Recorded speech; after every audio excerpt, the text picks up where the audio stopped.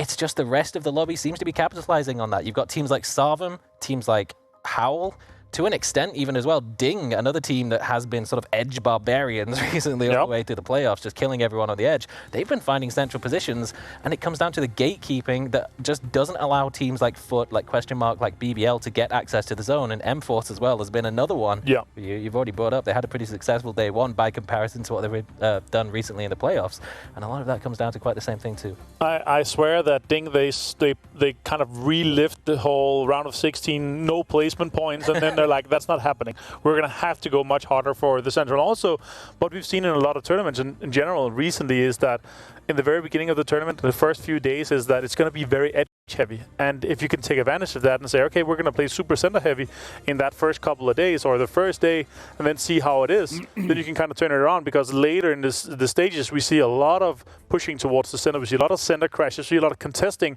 of those teams that are playing those 2-2 splits. So that's what I'm really hoping to see, that they're taking all this information that they have gotten from these 5 games we had yesterday, and they're going to apply it to their style today. Both thing, I would love to see them continue to play this center-heavy strat. It worked out quite well for them. We saw it in the first Miramar game as well, how well they're able to scout and continue to be center in the circle. There's a certain team, and I mean, this is actually a conversation we had at the end of the broadcast yesterday. I'm going to wrap it back to that, the mental game that comes into play. The likes of Na'Vi, Twisted Minds, FaZe, I can make the list. These are experienced players. Might be new rosters for some of them, but very experienced. They come in today, they know that the job has to be done. Whereas maybe the lesser-known teams come in on a bit too much of a high. Does it completely change up today? Is it going to be a different lobby to what we saw? This is very much where you lean into that veteran experience that they have available in the rosters. Even, a team the likes of Polish Power, who they didn't have a completely awful day one, but only 3 placement points across the 5 games. Weren't quite having the same longevity that you would hope to see from them. This is where having that experience, the ability to reset mentally comes in, and you would really expect a team like Na'Vi to be able to bounce back from a pretty rough position where, a lot of things went wrong. Not all of it was entirely their fault. They got griefed by DA twice, but part of that was just themselves having a rough start to the day, having a little less confidence, taking less powerful controls, and less being able to hold out DA from making 4-man crashes into compounds. So hopefully they've had a time to discuss that and be able to show up a little bit more. And Na'Vi also has almost 0 circles in the important shifts. 3, 4, and 5. In the circles that they had almost no luck in that. There was always where they had to move, and if you constantly have to move, if you constantly chasing circles, then you're just in this position where we're never able to set up and start fighting teams, start trying to get points. You're always trying to scout for information and get into the circle where you can start these fights. But we've seen Na'Vi in these situations before, and they handle it very differently, and there's been times where they've been able to turn it around. But yesterday it just felt like, someone hadn't turned the switch on. Today they have to turn it around. Yeah, it was just the power button was just completely off most of the yesterday, and it was super rough for them. It has to be the most egregious example of Na'Vi. Maybe they got a little tilted. It was game 4. They crash Sarvum in a compound. They separate the team completely. They get the opening knock, and they have 2 individual 2v1s in 2 individual buildings. They clean up the first, and somehow CCI Next kills 2 members of Na'Vi by himself. That is not something that you would expect to happen against Na'Vi. It should never be possible, even if he is Stevie Wonder blind in there. But it really doesn't matter. For a team like Na'Vi, they should be able to trade effectively, and there was just something slightly mechanically off, so hopefully some fine-tuning has been done. Let's move away from the bottom of the leaderboard now and move to the top. A team that placed in the top 4 every single game yesterday. A howling success of a day 1 for them.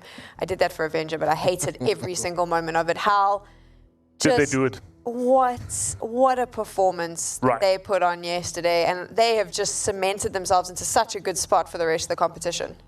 Yeah, and in general, in a case where they got the same amount of points that Foot Esports had in the upper bracket on day 1, 71 points.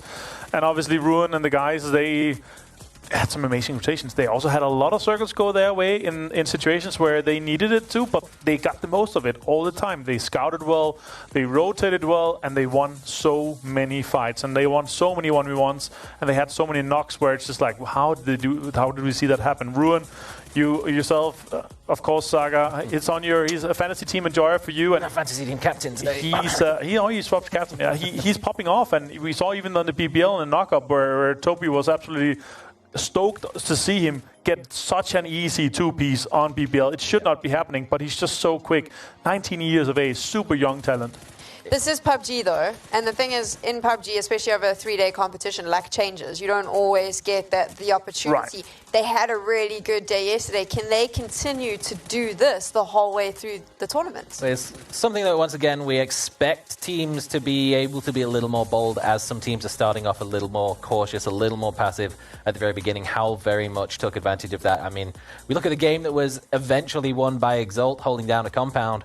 8 minutes into the game, Howl sends it into the dip, and they're playing there to get another top 3 on the board on a wrangle. Oh, here you they're go. slow walking up on hilltops multiple times, catching people completely off guard. It's perhaps just not respecting the teams that are coming in from like the lower level qualifiers, the MEA 4th, 5th place coming into the lower bracket. But it's also the way that they're making plays like this that we will go a little bit more in depth. It looks ridiculous, but I promise that was a game-winning play potentially for Howl, because there was so much chaos going on in some of these Phase 3, Phase 4 shifts. And yet every time they seem to just be able to scout out the perfect response. Yeah, exactly. We're moving into day number 2. This is their opportunity now. What is it? What is it that they have been doing? I don't know what happened to my voice. It's a magical moment there. Too excited? Too excited, yay. What is it that they have to do to continue this going? Because the teams that we know are now fighting for points are going to change up their strategies. Sure. So what does Howl have to do? Well, don't fix it if it ain't broken, right? So try to continue to do what they did yesterday. We saw a lot of slow rotations. We saw a lot of kind of passive waiting, a lot of information gathering for them to then move later in the circles. Yes, it worked out in terms of the circles got in their direction, but still, they're winning the fights. And you don't have to worry too much about circles. If you can get into just grab onto an edge of one of the circles, 3 and 4, and then fight your way, and then it's fine. And with the amount of confidence that they have built up for today, by being this far in the lead, that amount of confidence is going to win them a lot of fights just by that. They're going to have so much belief in themselves. Yeah, I think there's something very much to be said that separates Battle Royale genre to other shooter games, is that while, positioning is very good and there's a lot that you can say about team play and utility, all in all, what it's doing is increasing your chances of winning the next gunfight. And when you've got a man like Ruin doubling the amount of damage dealt to enemies than he takes, you're going to be winning a heck of a lot of gunfights, and that absolutely has gone in their favor in just about every single game so far too. You've both spoken a lot about Howl's rotations yesterday, their positioning, so show us, what was it that was working for them? Yeah, so one of them that was working really well for them was where they had to kind of fight or scout their way in. One of them is, we're going to show this one here. I'll just point out where they are here. We'll make a little circle just so you can see. Everyone can see that. Beautiful. We're going to play it. They're in the southwest circle. This is the zone that ends on the northern side, North Georgia pole. And they're in a situation where they are, in a rough spot, if you may say. You see the circle pop. They're southwest, and they have to rotate. And they do it, maybe we can do it a little bit faster here. Don't do it.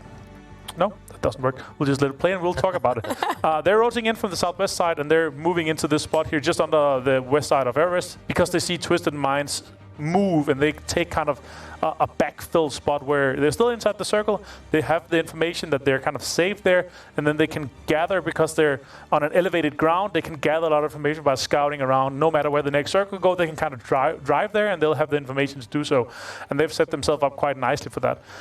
It's actually a longer clip here, so you can talk a little bit as well, Zara. Yeah, so it's a little bit of scouting, it's a little bit of knowing the lobby, because Twisted Mind does very often play on the western edge of the Everest position, and with Polish Power up on top, it's limiting their ability to push further up the mountain, so they're kind of stuck in that area. And just as the very millisecond that they try to push a little further, take a little more control, get some higher elevation of their own, that's when Howl makes their move and comes in. And what turns out to be a very fortunate, favorable position, as the zone sideswipes just about everyone. This was crazy, by the way. It 100% was. Nobody was expecting this. Even teams that were sort of taking their chances and hedging their bets a little bit were already creeping towards the southern side of the river. You see Ascend was hovering very close. You see the likes of Wu holding onto the cube compound, Ding coming across early to set up a bit of a bridge camp, and it makes it more or less impossible for any of the remaining teams on the south to get across those bridges. So Howl has got to find a way to get across that bridge. Another thing that's super interesting in this circle here now that we're breaking it down a little bit, obviously it's only the Wu and Ding that was ready for the northern one. The ascent was quick. They knew that the northern compound was free, so they went there. But this is circle 3, so the water here, it's going to go away from water, and it's extremely hard to predict whether it goes north or south. Like, it's literally a coin toss. Unless you're you've played exactly this circle before and you know this is going to go north for guarantee, then it's just super hard to predict here. And that's why the play that Howl did was super smart. They're basically putting themselves on the middle of the coin, and then no matter where it turns, we're just going to stick to it. So they're sending it to the bridge, where they're playing under the bridge for some time, and they end up getting a super favorable position from being southwest in the old circle. Like, it's very unlikely, but they make it work, and they make it work as a 3-man. And that's what's impressive, right? They get out of the kind of troll under the bridge situation, they get knocks, they get kills, and they get, I believe it was a 3rd place. Yeah, and we've seen something quite similar to this as well. If you think back to the upper bracket, one of the very early games where Foot did something very similar. It's not the sexiest PUBG. They're hiding under a bridge for the vast majority of the game. But when it comes down to the end game positioning, everyone else is dead by this point. You've got the likes of BBL making rotations across the North Shore of the bridge and Foot following them. They're fighting over there. Whole lot of death happening to the southern side of the zone. Foot's just avoiding it all under the bridge. And as soon as that just basically opens the opportunity that they can focus on the kill feed. So as soon as they hear the gunshots to the south stop and they see that all the players are gone on the southern side of the field, and they can make their move out, start taking the space in the way that they've been so successful in doing. That's just, once again, how they make it to the top 4 every single time. What I really wanted to do there was watching you both on the drawing board together, the teamwork. I wanted to end the segment by going, and now hug. But I won't do that. Instead, I'm going to let you hear from the coach from Howl. Our Turkish broadcast team had a chance to chat to him. Let's hear what he has to say.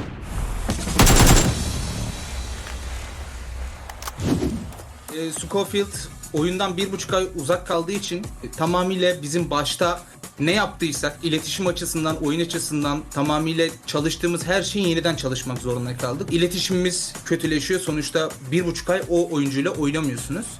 İletişime çok fazla önem verdik. Taktikleri yeniden göz önünde bulundurduk. Daha fazla çalıştık. Fazla mesai yaptık diyebilirim. Oyundaki planlarımızı yeniden oturtup daha iyi hale getirdik ve şu anda bu performansı sergiliyoruz. Gayet güzel bir soru. Açıkçası şöyle söyleyeyim, takım olarak iletişime gerçekten çok önem verdik. İletişim ve oyun planlarımızı çok göz önünde bulundurarak diğer takımların analizlerini de ortaya koyduk. Bu sayede bize gerçekten çok güzel veriler ortaya çıktı. Bunları kullandık ve hala kullanmaya devam ediyoruz. Bunları nasıl